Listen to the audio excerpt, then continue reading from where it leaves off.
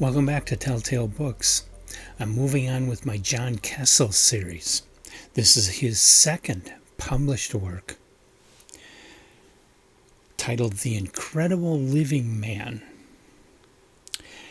And this was published, it's a short story published in the September 1978 issue of Galileo magazine, which a lot of you may not be familiar with. Galileo was a very good startup magazine in the late 1970s. I believe it got started up just before Isaac Asimov's science fiction magazine got launched. And it was the larger magazine size. I think this is what they consider bedsheet size. And full color wraparound cover, wraparound illustration, not super thick, but it didn't last for very long, but it published some really, really terrific fiction during the time that it did last, including The Ringworld Engineers by Larry Niven was first published in serial form in Galileo. Masters of Solitude by Marvin Kaye, and I forget the other guy's name.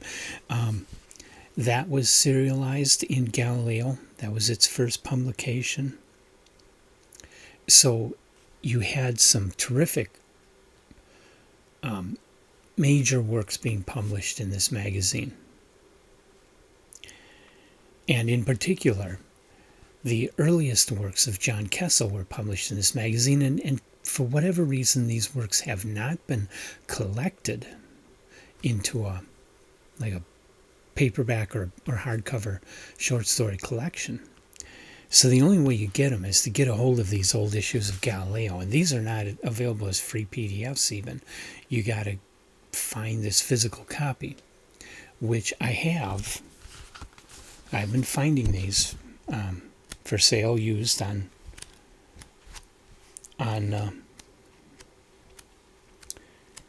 used book sources like eBay or whatever.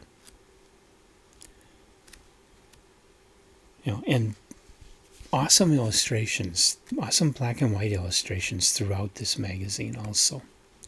Very good work. I'm trying to find the John Kessel story to show you. There it is. Terry Lee, the illustrator Terry Lee, did this illustration for the Incredible Living Man. Beautiful. Looks like pencil, or maybe it's Conte crayon. Beautiful illustrations in the magazine. So it was a terrific magazine. I'm really sad that it didn't last a lot longer. I loved Galileo magazine, and I have been trying to collect it. I didn't get very many issues back then. I only had the 4 for Ringworld Engineers, and then the magazine died. And so I'm trying to get the complete set of Galileos. And I've been successful. I've gotten four more of them so far. So The Incredible Living Man is what I'm here to talk about, really. And in this story, it's based on this idea that when someone dies, that it's possible, using some kind of virus to transfer it, to inject somebody's personality and memories into another body, into a host body. Now, the host's memories don't disappear. They just kind of get pushed down, so that the personality and memories that you're injecting come to the forefront of the brain. And it's only temporary. It lasts from 2 weeks to 2 months max.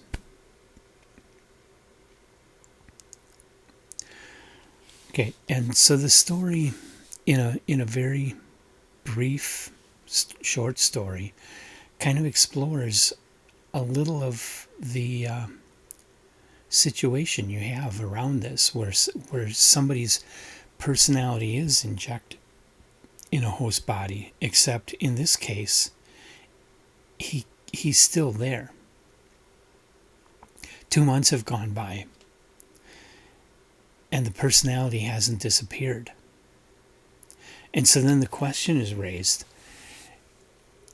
is the personality really still there, or did the original person learn and adapt to the new personality and memories and is basically lying to people, pretending to be that injected personality?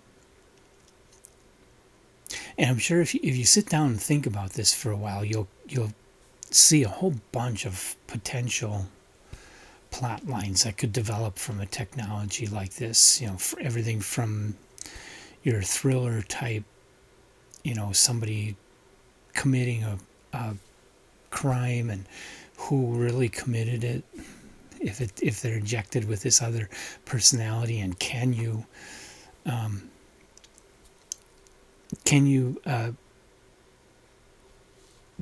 sentence someone for a crime that they didn't really commit. Yes, their body did it, but it's this other injected personality that was responsible. So who do you put in prison?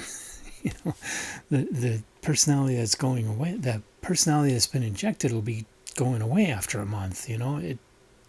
So how do you bring justice against a situation like that? And I'm sure you can think of a whole bunch of other cool things like that from this story.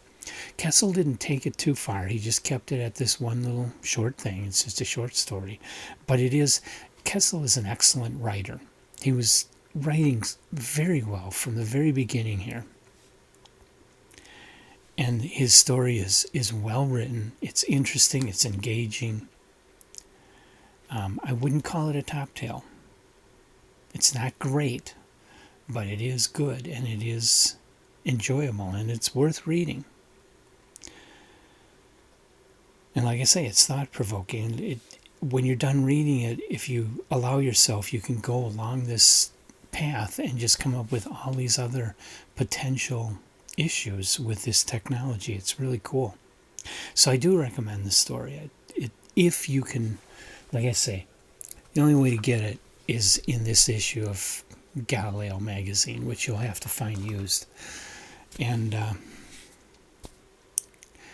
but if it sounds interesting to you, and especially if you've read other things by Kessel and really like his work, it's worth looking up. It's worth tracking down an issue and reading it. So, have you read anything else by Kessel? Have you read The Incredible Living Man? Leave your comments, leave your thoughts, and come on back for more. Like this video, subscribe to our channel. I will be here doing a lot more John Kessel. This is only number 2. I always say what the next one's going to be at the end here. The next one is Just Like a Cretin Dog, which is actually the first story I ever read by John Kessel. It was in one of the early issues of the magazine of fantasy and science fiction that I bought. And so this is returning. I mean, it's January 1979 issue of fantasy and science fiction. This is returning to junior high school for me and reading one of the very first issues of fantasy and science fiction I ever came across. I think I had only read 2 issues before that issue, and fell in love with the magazine. It really is. Even today, it's a different magazine today than it was in 1979, but there's a lot of things that have been maintained, and it is a very good magazine. I do highly recommend reading the magazine of fantasy and science fiction. So much great fiction has come out of that magazine, and I'm sure if they're able to keep it going, magazines are struggling right now. If they're able to keep the magazine going, I'm sure they have a lot of other really great fiction that they can publish for us. So I think it's worth it to at least buy a copy occasionally from the newsstand, if not subscribe to it. But I'm a subscriber. And I'll leave you with that. Come on back for all the other videos I'm going to be doing. I'll be here for a long time doing this stuff.